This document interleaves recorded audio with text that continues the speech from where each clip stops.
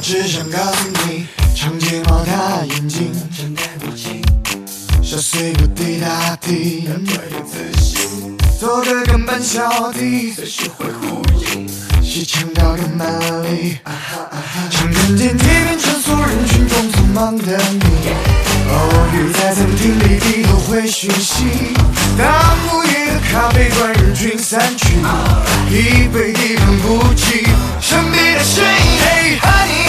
一直听听，深吸一口空气，用心感应，钱包滚滚茉莉，卷起骚动推理，爱跟爱更流行，天去天际，hey honey， 先爱自己，明天将会是一个新天地，换上你的心意，踏出幸福脚印，我在熟悉的地方。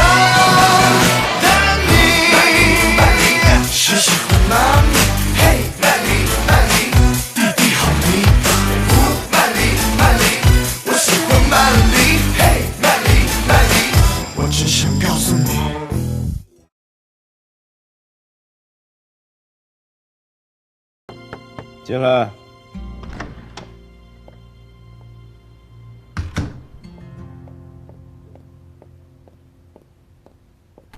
李总，这份文件您看一下，没问题的话签个字。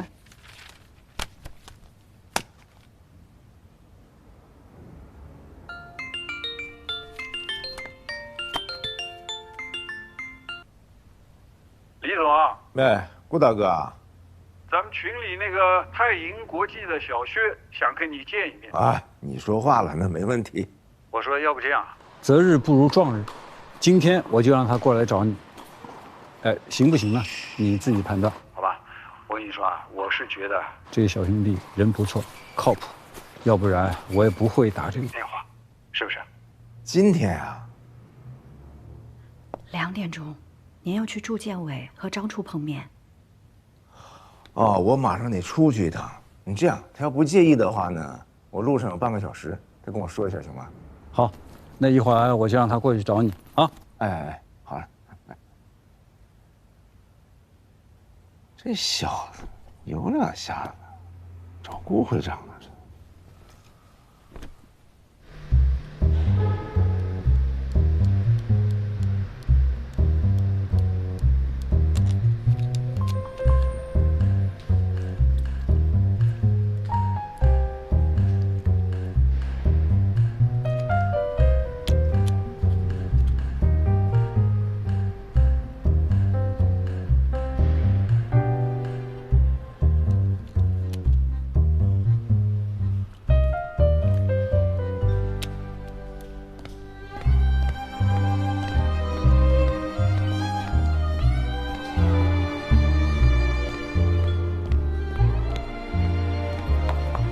李总您好，我自我介绍一下，我叫胡曼梨，我是泰银国际家族办公室总监助理。知道您最近有需求，希望您能给我们一个机会。知道我有需求，我需求多了，有事找法务。您这项目非我们莫属。为什么呀？我跟您女儿李宇可是好朋友，我们比其他家办更了解您的家庭成员。你什么时候认识可可的呀？Yuki 之前是奢侈品店的销售，我是他的客人。您哪天有时间，我带我领导来见您。再说吧。哎，怎么是你啊？你们领导呢？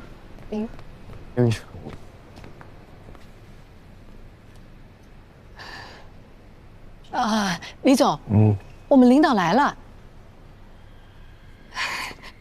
哦，李总你好，泰银国际薛小舟。哦，你就是薛小舟啊！啊，你手段挺多呀，一边自己找顾大哥，一边让员工堵我，怎么着我这单非你不可？没有，李总，我的行为是我自己的主意，跟我领导没任何关系。你员工干什么你都不知道吗？你这公司管理有问题啊！李总说的对，这是我的问题，给您添麻烦了，实在不好意思，对不起。哎，行了，上车说吧。你不用了。啊，我没关系，我没关系，你们聊，你们聊。李总，有一个紧急情况，我跟您说一下。这衣服我刚才看到这儿有一个污渍，你看看。怎么才发现呀？今天要见住建委领导，我怎么穿呀？我回去给你拿一件吧。你回去都下班了。走吧，走吧，走走。哦，别，李总，别生气，给我2分钟，我来处理一下，好吧？你要干嘛？你看我啊。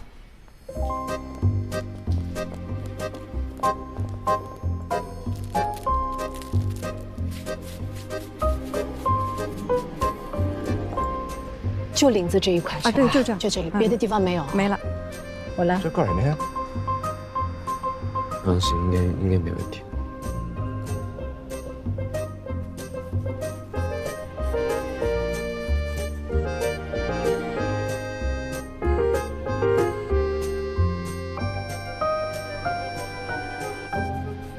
哎，你们员工还会干这个呢？哦，我们也算是服务行业。哦。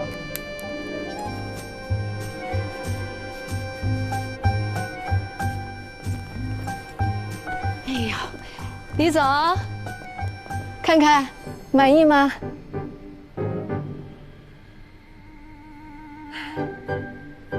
李总，我帮您解决了衣服的问题，那我们项目感情分是不是比急的加班更高一点？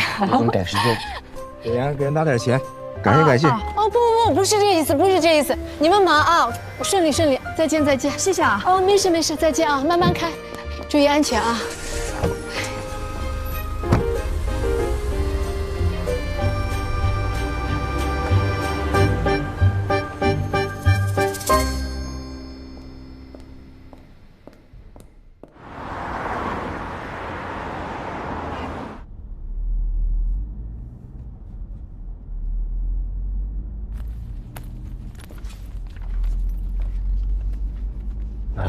李总，这是我们之前给客户做的一个案例。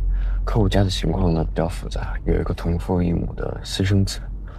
我们工作的重点呢，主要是排除人的不确定性，确保客户的家业可以安全的传递下去。叫万年长青，您过目一下。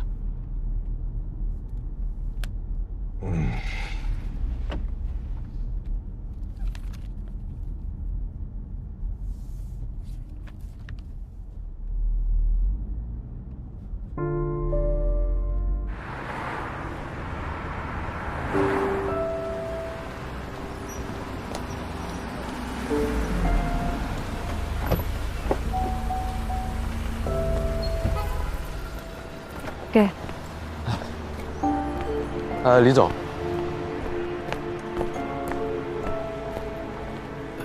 严秘书。薛总，回去等通知吧。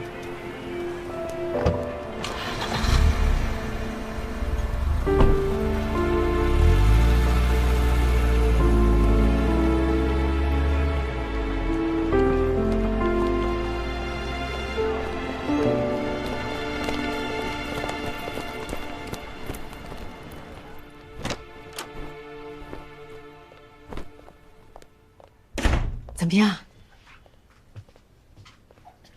这几天你说你去照顾胡叔叔，实际上你是去独立奋斗的，对吗？我没有。那你说说，你为什么会出现在停车场？哦哟，今天要是没有我给李奋斗解决衣服的问题，他可能办的事情就要被耽误了，对吧？那这样说起来，我们印象分肯定比别人高了呀。你以为他会感谢你啊？他为什么让助理给你辛苦费啊？什么意思？你知道吗？我觉得你真的特别的。特别什么？你说。你说呀。不用说。你觉得我去堵人，还低三下四给人清理衣服，特别 low， 特别让人看不起，是这意思吧？你自己说的。对，我忘了，我现在只是个助理。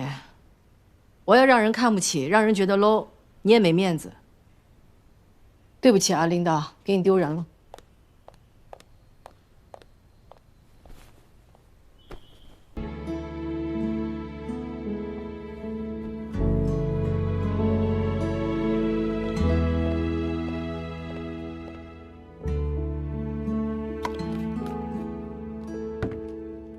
我没有侮辱你的意思，我只是就事论事。你侮辱我，我也没办法。你是领导。我错了，我承认错误，我向你道歉，行了吧？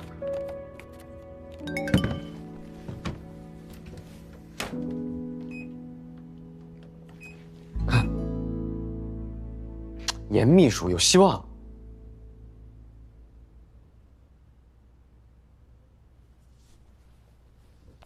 跟我有什么关系啊？都是你领导的事。哎呦，对不起，我刚才是有点着急了，对不起。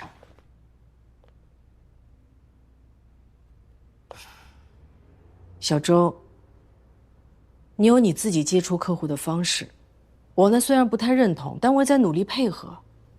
我没有对李奋斗死缠烂打，我今天去找他，是因为在这单上我找到了能说上话的人了。谁呀？Yuki， 你记得吧？那个服装店的销售 Yuki。哦，李奋斗找他买衣服啊？她是李奋斗的女儿。啊？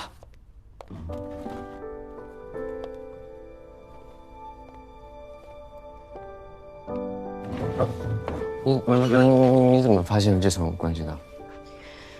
我买了本李奋斗的自传，我突然发现 Yuki 的中文名和自传里李奋斗女儿同名，一些信息也对上了。我又去找 Yuki 求证了一下，果然。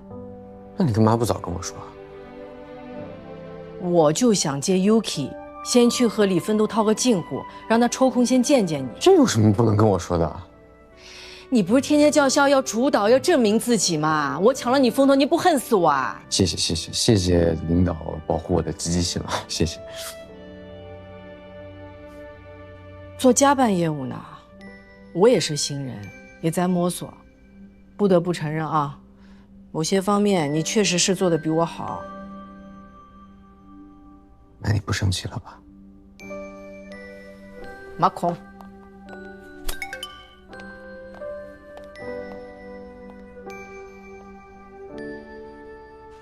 我问你啊，那个顾天明怎么会愿意在李奋斗面前帮你说好话？我陪顾天明打了整整1个礼拜的网球，后来我输给他了。输给他了？故意的？那当然了。哟，这可不像你。最后呢，我跟他说了实话，我说我输球就是为了讨好他，讨好他是因为他的人品值得我去讨好，我不会去讨好那些我看不上的人，这是我的底线。成熟了吗，弟弟？听你说这话，我有种熬出头了的感觉。以后可以跟你混了啊。哦，那你可得表现好一点啊！我不会让你失望的。晚饭吃了吧？只有面条啊？不是，加俩鸡蛋总行吧？啊，有没有蔬菜啊？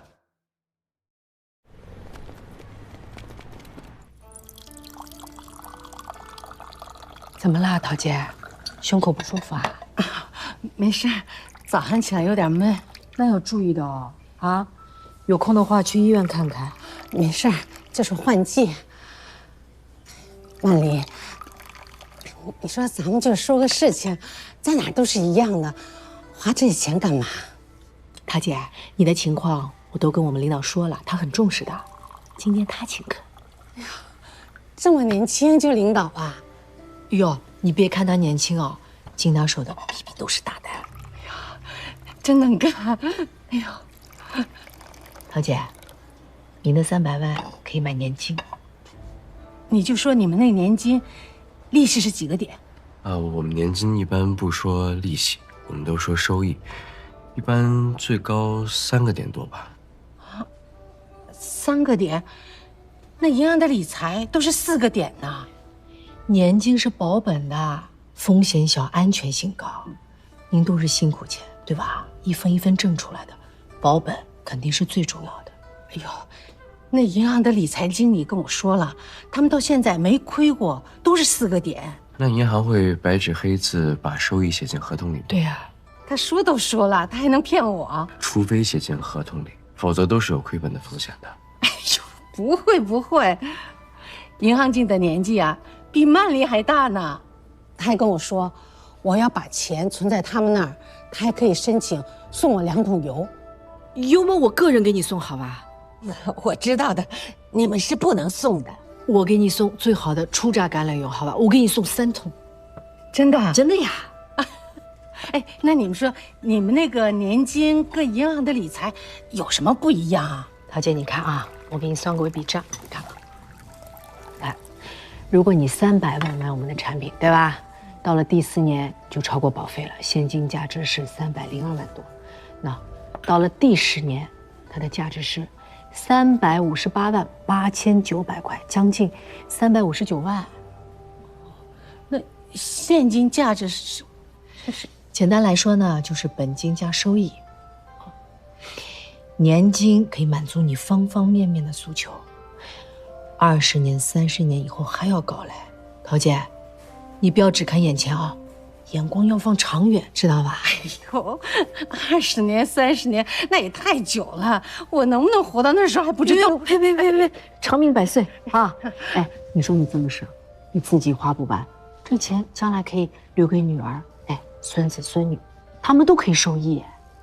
那将来我女儿结婚了，那女婿也有份啊？对呀，他们是一家人呀，对吧？哦。哎呀，就是你们那个利息还是低，哎呀，不划算啊。哦，桃姐，既然你还在犹豫的话，你可以回去再比较一下，反正你有曼丽的联系方式，啊，等你想好了，做好了决定，再跟曼丽联系，好吧？我们今天就不耽误你的时间了，啊，我们就先走了。走啊？哦，您还有问题吗？没有。那我们就先走了，好吧？谢谢。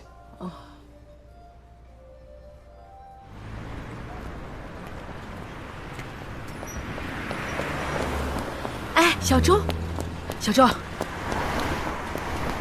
要不你先回公司，我再去和桃姐好好聊聊，就差临门一脚就能开单了，不能轻易放弃啊！胡曼林人的一天只有24小时，孙阿桃是我们的客户，李奋斗也是我们的客户啊，人家把那么多钱委托给我们，我们却把大量的时间和精力放在其他人身上，你觉得对李奋斗公平吗？桃姐真的是辛苦钱。那银行理财现在看起来收益是比我们高，但利率一直在下调，搞不好就比我们低了。那桃姐会肉痛的。你放心，桃姐的事情我一定会放在心上。但李奋斗这一单，我需要你。你跟 Yuki 比较熟，在跟客户沟通的时候有感情分，我真的需要你的帮助。哦哟，你是领导，不存在什么帮不帮的，你吩咐就是了。这样，那等这一单做完，孙阿桃那单啊，你想怎么做，随你便。就算你想辞职去跟孙阿桃捡垃圾，我都由着你，行吧？什么意思啊？想赶我走啊？没那么容易，告诉你。不要动手动脚的。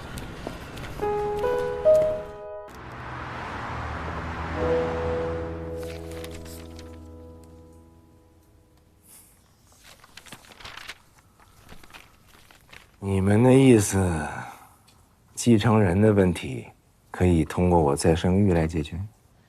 是。这个想法倒是挺新颖。你们是不是觉得，像我这种暴发户图大款，对于女人可以不讲感情？我们不是这个意思，我们只是提供一个思路。过去、未来，董事长夫人就只有一位。是，但是李总不是还年轻吗？说不定会遇到更合适的，到时候再生育。这种想法，我不是没想过。但是我要是再生几个孩子，万一我走了之后，他们联合他妈欺负可可，那我在九泉之下，怎么有脸见可可他妈呢？哎，你原来就认识可可？哦，是。哦，怪不得呢。他说这一单让你们来做，看来你们关系很好啊。他真这么说呀？李总，您千万别误会啊！我在他面前可什么都没提过。我跟 Yuki 就是挺对脾气的。有些事情啊，我这个当爹的呀，跟他说不通。也许你们之间可以沟通。李总，您的意思是想让我们说服 Yuki 结婚生子？如果继承人是 Yuki 的孩子，您所希望的方案，风险才是最低的，是吧？很聪明。你这么聪明，你又是可可信任的人，我相信你们能很好的完成这个任务。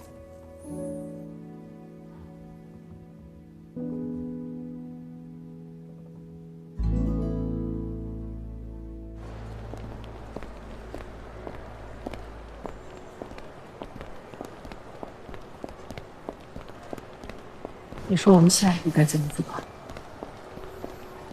想一想，找个合适的方式，我们去跟 Yuki 沟通一下。你觉得李奋斗的诉求合理吗？李奋斗的核心诉求不就是要保证他女儿的未来吗？我觉得没什么问题吧。可他没有考虑过 Yuki 的感受。本来 Yuki 就跟他爸爸不对付，现在要是让他知道他爸爸的想法，这对父母就结束了。所以李总才需要一个中间人去缓冲一下嘛，你又是最合适的人选。我不去啊。不是，你不去谁去啊？你是 Yuki 的好朋友啊，而且这种生儿育女的话题，你们女人之间谈起来比较方便嘛。我怎么是？如果我是 Yuki， 我都会觉得自己像个生育工具。曼丽，如果这单做不成的话，别说我保不了你，连我都得走人。什么意思啊？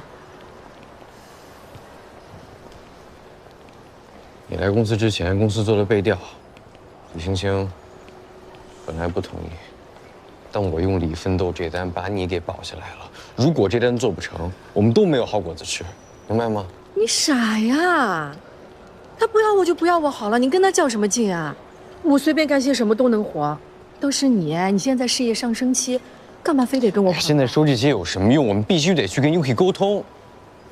可这一单我心里有疙瘩，这万一处理不好，他们父女闹掰，我们罪过就大了。曼丽，每一单都有谈崩的可能性，但也有谈成的概率吧？我们得试着去沟通一下呀。而且听你的转述，我觉得 Yuki 的小店如果没有他父亲的财力支持，根本就开不下去。我们试着去沟通一下，说不定还能缓解他们父女之间的关系呢，是吧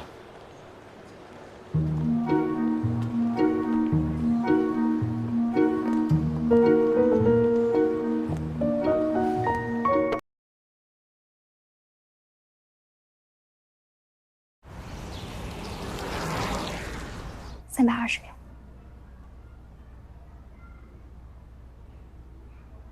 哦，付过了。好，谢谢光临，谢谢。我说严秘书怎么突然跟我打听你啊？这世界真小，我爸居然找到你们给他折腾钱的事情。多亏你在李总面前帮我们说谎话，你爸才愿意给我们这次机会的。曼丽姐，你别跟他客气，很斩他一刀。你要搞不定，我来。要做成你爸这单生意，得你同意啊！这一刀不是我们想攒就能攒的。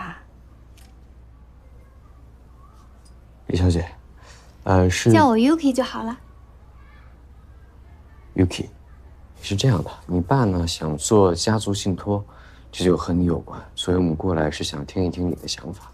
我没意见，他那破公司爱谁要谁要。你爸很关心你的，他都替你想到结婚生孩子了，想得够远的。盘算不到我，就把算盘打到我孩子身上。哎呦，这话怎么说的？哎，你27了，有没有方向啊？有，东西南北，方向好多。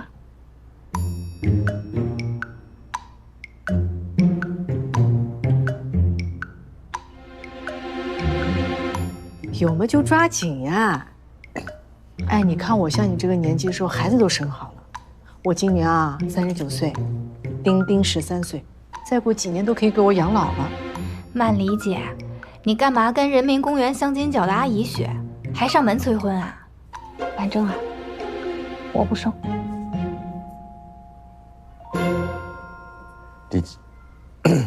Yuki， 是这样的，这个家族传承的核心设计呢是继承人。你的父亲其实非常尊重你拥有自己的事业，你又不想继承这家公司，所以后来我们就商量想到了一个办法，就是趁李总还年轻的时候，你也找一个合适的、你爱的，当然他也爱你的人，结婚生子，这样李先生可以直接培养第3代当继承人，你说是吧？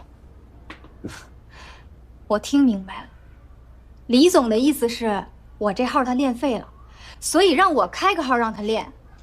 哎呦，不，误会。哎呦，他刚说的也就是出的馊主意，是你不要多想啊。你爸爸是为这个家在做打算，知道吧？曼丽姐，你不了解我家的情况，就别替他背锅了。李奋斗这辈子就为他自己奋斗了，说什么为这个家。我妈早没了，我家里小透明，从头到尾这个家就只有他自己。喂，不是8万说好了吗？怎么又变10万了？你这是敲诈！二房东啊，曼丽姐，你说对了，这个人就是无赖。刚开始说好500一个月，后来又说8万1年。我好不容易问朋友那儿凑到了钱，又网上贷款了一些，他现在又要10万了。你网贷啦？我跟你说，绝对不可以的。你网上新闻看过吧？吓死人了！哎，就这么点钱，找你爸爸帮忙呀？我就算去借高利贷，也不会找他。为什么？用他的钱就要受他的摆布，羞不羞？Yuki， 你这个小店想要开下去，就要解决二房东的事情，网贷绝对是不可以的啊！你爸爸现在是最直接能帮你解决问题的人了。曼丽姐，你知道我为什么要开这家小店吗？你说。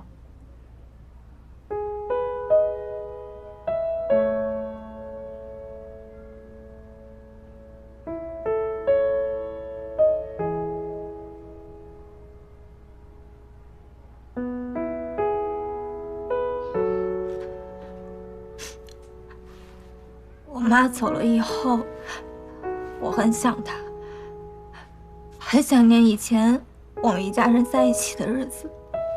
可我爸却越来越忙，他花钱把我塞进了一家外地的寄宿制高中，我1个月才能回来1次，有时候他还不在家。之后我又出国，过年回来，家里来来往往的都是拜年的人。我想跟他说说话，可他没空。后来，我对他也不抱什么希望了，我就当没有他这个家人。现在，这家小店是我唯一的寄托了。所以，毕业后，我先去做了销售，想攒点经验，也攒点实现理想的本钱。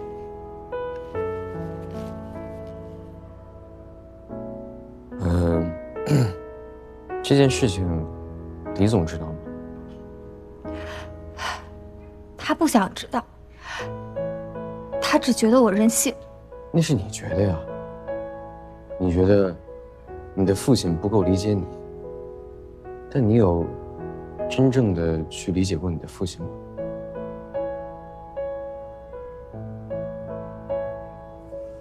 ？Yuki， 找个机会跟爸爸好好聊聊，你呢说说你的想法，你也听听他的想法。这父女之间有什么说不开的呢？对吗？那他要是不理解呢？我别的不说，他要是见死不救，他这钱我也不挣了，我债你。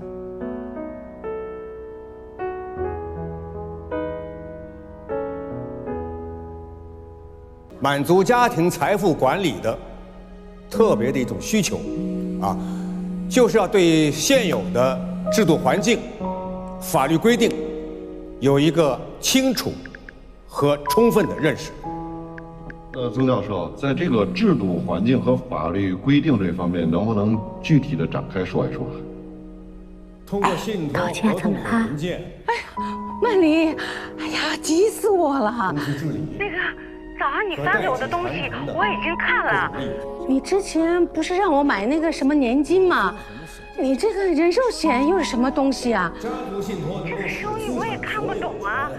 怎么觉得还没有之前的年金高呢？桃姐，我跟你说啊，我给你设计的保险，它的核心不是利息。所以不仅是财富不是利息是什么呀？保密，最后也是。我问你啊。你女儿是不是要结婚啦？啊？哎，我听不清。你大点声。桃姐，你再说一遍。我这里信号不好，不方便接电话。你好，曾教授，我想请问现行民法典对信托方面。喂，桃姐，你再说一遍。阿姐，阿姐，你快点做决定。现在这是理财只有300万额度了。要提早结束了，你到底买不买？最后，喂，我们有请曾教授。桃姐，你等我，我这里结束就来找你了。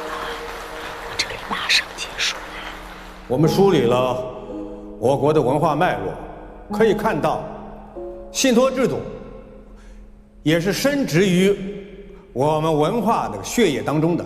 曼丽，来不及了，他这边理财要结束了。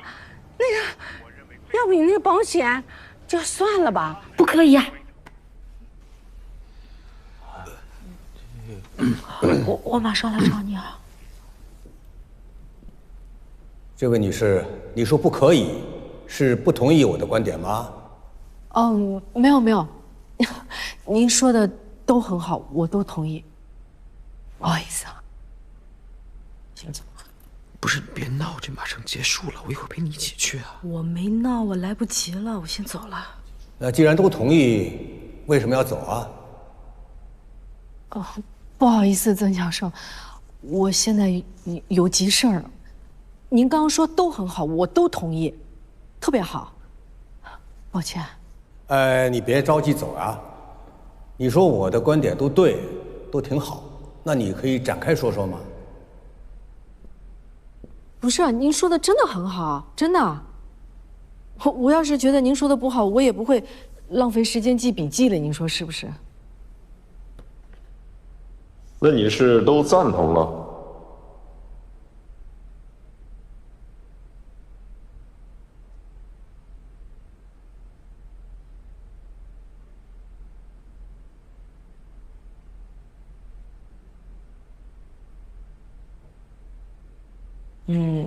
那我想问一句啊，曾教授，您自己卖过保险吗？接触过客户吗？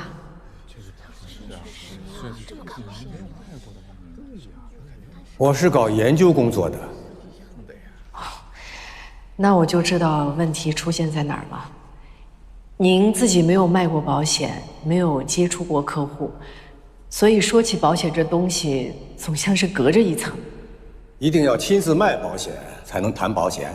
哦，可以谈，但是谈不到点子上。差不多行了。那依你之见，怎么样才算是谈到点子上呢？说说你的高见。我们现在谈的保险，它是从国外过来的。国外家庭和中国家庭，家长和孩子的关系，考虑的问题完全都不一样。我先自我介绍一下，我在保险这个行业干了快20年了。这些年我接触过各种各样的客户，比如说我有个客户，她和老公离婚了，为了这件事情不影响到她的孩子，他们竟然可以隐瞒20年。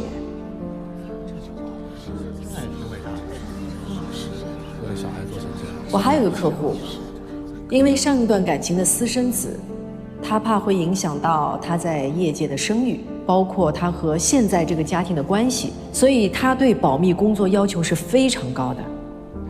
我甚至还有个客户，他得了重病，他不想治，他想自杀，他想死之前把所有钱都留给他的儿子。我这个人吧，说不出什么高大上的话，所有道理我都懂，但是我觉得到了实际操作，卖保险就好像是做数学题，你光上课不刷题出不了成绩的。哎，说这句话嘛就对了，结合实际的。我刚才打电话影响到您，确实是我不好，但我真的太着急了，因为我又遇到了一道难题。我好不容易想出了解题思路，但答题时间要到了。我刚刚如果冒犯到您，是我不对，我跟您道个歉，鞠个躬。但是我现在真的得走了，抱歉，抱歉。我还以为后面讲得蛮好的。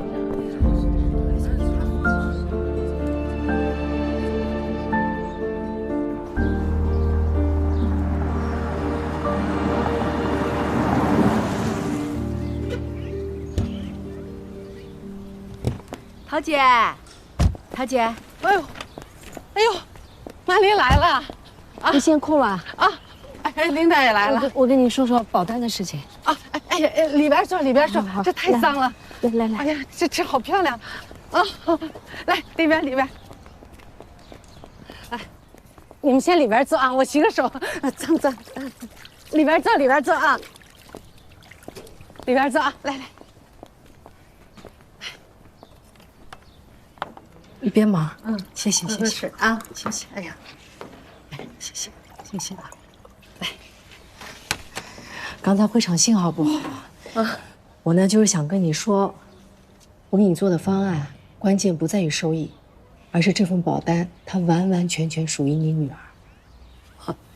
什么意思？你女儿是不是要结婚了？是。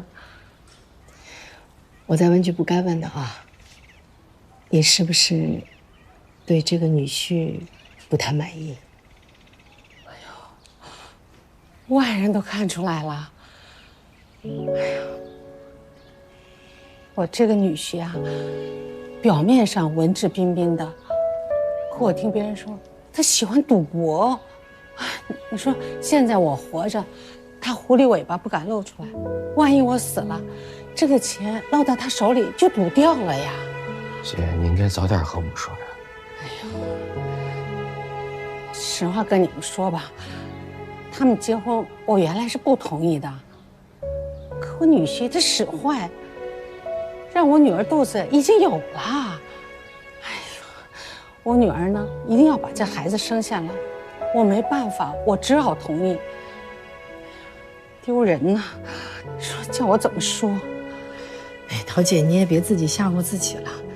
那有孩子嘛，总归还是高兴的事情呀，对吧？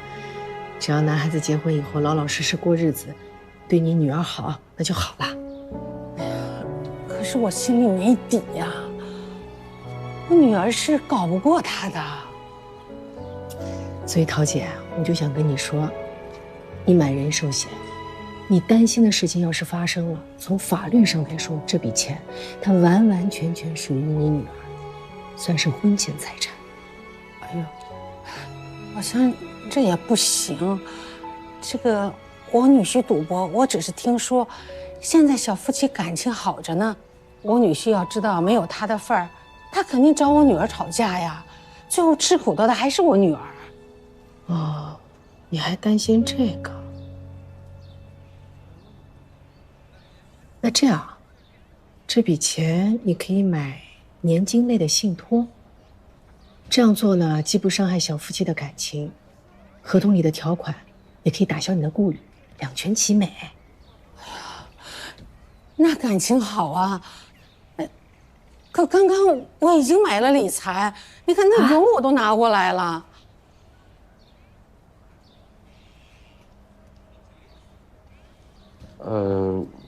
没事，那你买了多长时间的理财呢？买了1年的，这理财也退不了啊！哎呦，马丽，你怎么不早说呢？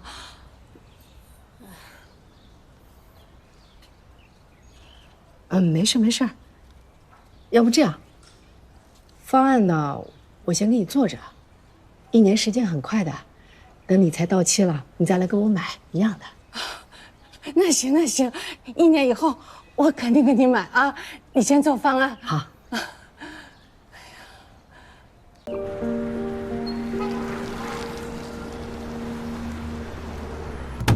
开门！哎，侬做啥？侬做啥？侬来叫啥呢？哎，有闲话好叫讲呀。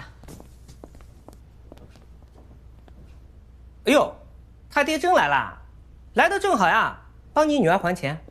还什么钱？怎么回事？你女儿欠的钱。说来话长，这人是个二房东，是个无赖。Yuki 被中介骗了，现在这个无赖要讹 Yuki10万块钱。多少？10万块钱？你干嘛？报警！报警！你报警我也不判你的了。你女儿店要开不啦？她要开，我天天过来，怎么样？等。哦，好，闹，啊闹，你把这小店闹关闭了，咱才省心呢。接着闹，接着。李总，这不好吧？啊，闹，挺好。不是，侬啥意思啦？让他闹，去闹去。你来干嘛？看看你倒闭没有？不是开店吗？怎么还欠上债了呢？我欠债关你什么事儿？又没让你还。那葛大巴他自己承认欠债的，你还钱呀！我一人欠债一人当。当什么当？拿什么当？那也是我的事儿，用不着你管。妹，薛总，你带 Yuki 在里面。哎，侬先不要干我，好吧？给我2分钟，好吧？小胡，我跟你说啊，这个事儿谁都不要管，我到时候看看可可厉害还是无赖厉害。你都已经说他是无赖了，你怎么能放任不管呢？哎，我怎么觉着今天像是你们给我做的局呢？把我弄来看这一出，啊，是不是想骗我掏钱帮可可解决这个事儿？我告诉你啊，你们是我雇来的，屁股别坐歪了。当然知道了，李总，交给我，好吧？给我2分钟时间，好吧？啊，等一下啊。哎，我问侬呀，侬高头是不是也有违建啊？侬瞎讲啥讲的了？哪里的违建？我哪能瞎讲了？侬自家讲的呀！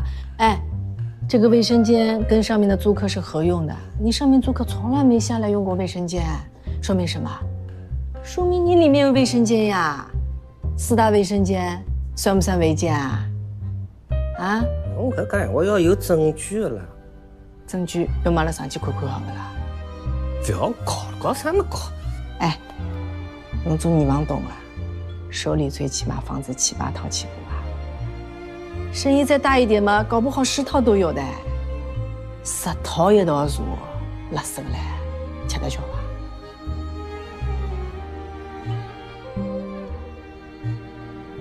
万日来茶话嘛，我最多搿只开门出脱呀。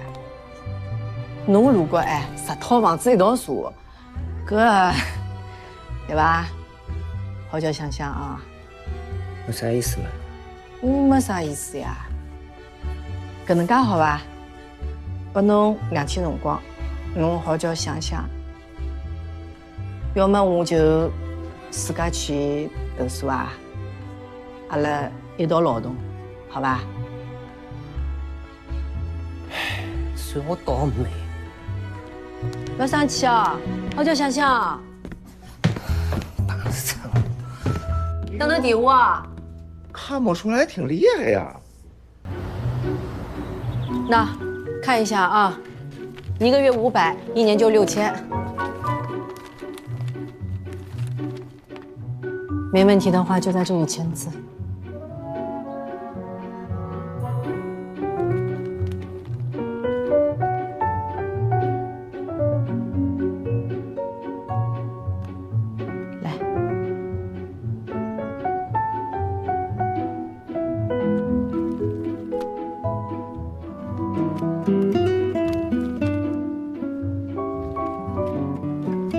收款二维码出示一下。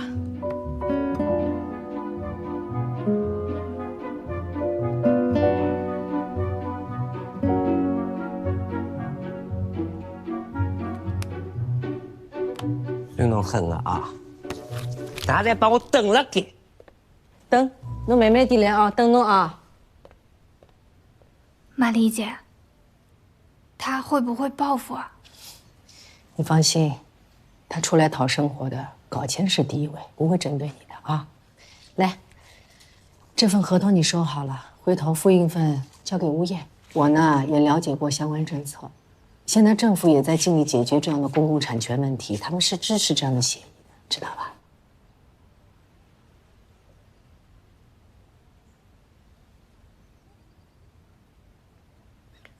说起来啊，还要感谢这个房东。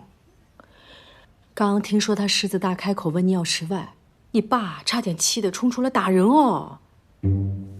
真的？真的呀！要不是我拦着，可能我们这会儿都在派出所了。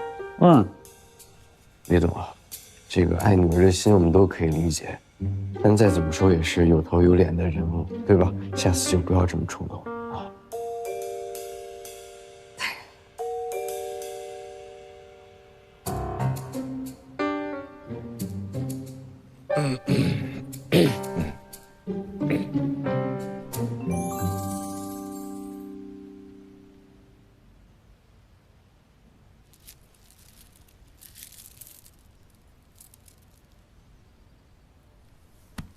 这个眼熟吗？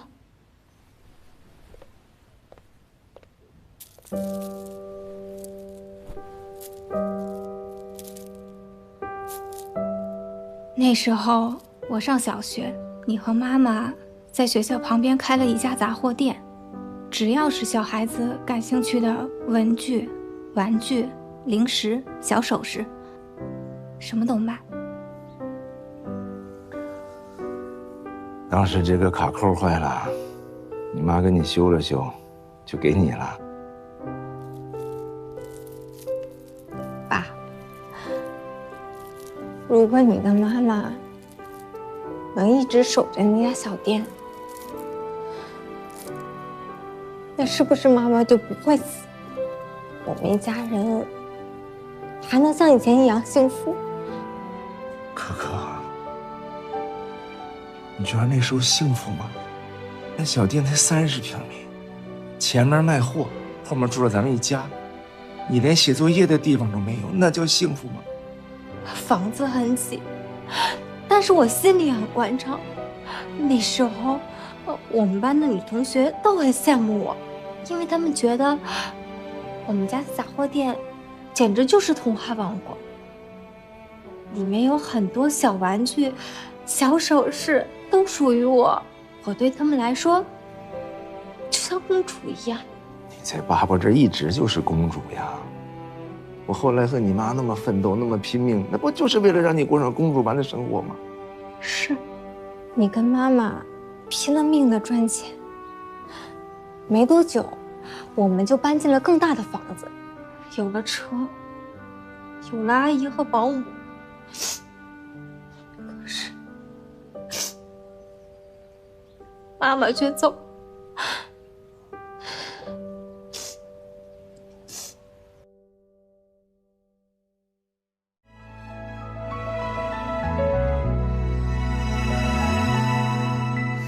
若闭上双眼，回到那个许愿的夏天，微风轻拍你颤抖的肩，好像那个世界并不远。若睁开双眼，你是否还记得这张脸？灰色的涂鸦一圈一圈，描的不是语言，而是泪点。多少次这样重演，总是一摊手会实现。一想到湿的棉，熬的眼，冒的险，竟然每一点为自己奉献。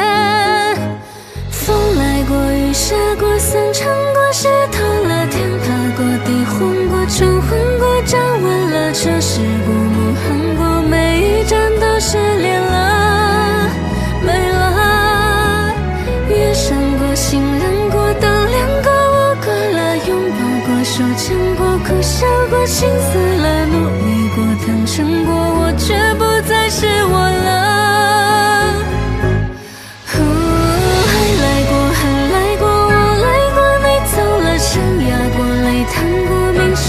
坚强了，成长过，释怀过，若难过，何必要过？